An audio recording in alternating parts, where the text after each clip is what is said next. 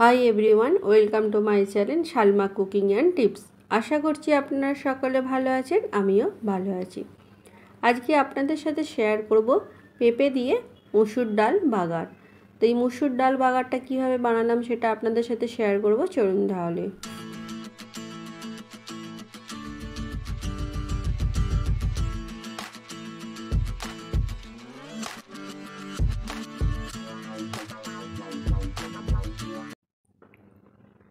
ডালটা রান্না করার জন্য এখানে পেঁপে নিয়েছি, যেহেতু এটা পেঁপে ডাল হচ্ছে।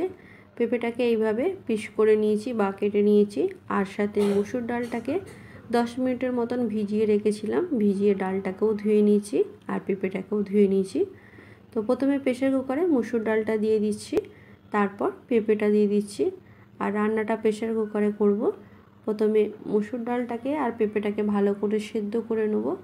এখানে আমি হাফ গ্লাসের মতন পানি দিয়ে দিচ্ছি। এরপর এখানে হাফ চামচ লবণ দিয়ে দিচ্ছি,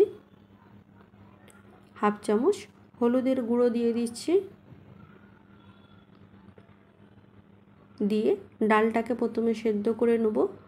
2 থেকে 3টে সিটি দিয়ে ডালটাকে প্রথমে সেদ্ধ করে নেব। করে নিয়ে আপনাদের দেখাচ্ছি।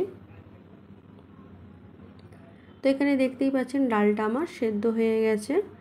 একটা হাতা দিয়ে ভালো করে ডালটাকে এইভাবে ঘুটে নিচ্ছি বা ঘেটে নিচ্ছি।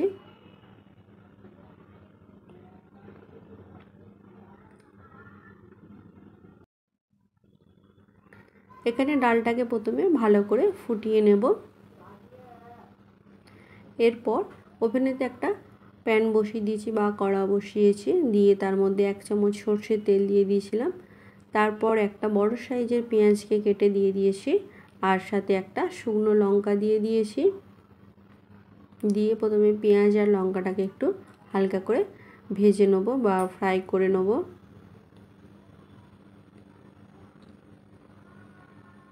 হালকা করে ফ্রাই হয়ে যাওয়ার পর এখানে কিছু রসুন কুচি নিয়েছি, 4 থেকে 5টা।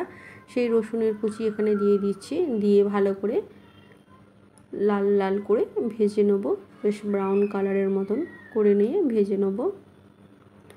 আজকে আমার চ্যানেলে যারা নতুন এসেছেন তারা আমার চ্যানেলটি সাবস্ক্রাইব করবেন আর নোটিফিকেশানটা অন রাখবেন। আমি যখনই কোনো ভিডিও আপলোড করি না কেন আপনাদের কাছে নোটিফিকেশান পৌঁছে যাবে। লাইক কমেন্ট শেয়ার করতে ভুলবেন না, পারলে বন্ধুদের মধ্যে শেয়ার করবেন। পেঁয়াজটা যখন ভালোভাবে ভাজা হয়ে গেল তখন এর মধ্যে আমি ডালটা দিয়ে দিলাম, দিয়ে বাগার দিলাম। দিয়ে ডালটাকে একটু ফুটিয়ে নেব।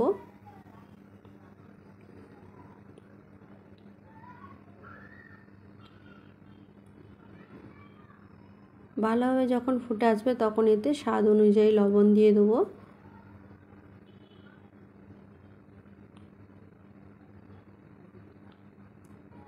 আর অল্প করে একটু জিরে গুঁড়ো দিয়ে দেবো, যাতে ডালটা খেতে একটু ভালো হয়, ডালের স্বাদটাও খুব সুন্দর লাগে। দিয়ে এইভাবে আমি ডালটা বাগার করে নিলাম। নিয়ে এবার একটা প্লেটে সার্ভ করে নেব। তা আপনারাও একবার এইভাবে পেঁপে ডাল বাগার বাড়িতে অতি অবশ্যই বানাবেন, খুবই খেতে ভালো হয়। পরোটার সঙ্গে এবং গরম ভাতের সঙ্গে খেতে খুবই ভালো লাগে। দেখতেই পাচ্ছেন এখানে আমি একটা প্লেটে সার্ভ করে নিয়েছি। কত সুন্দর লাগছে, আপনারাও একবার অতি অবশ্যই এইভাবে বাড়িতে বানাবেন।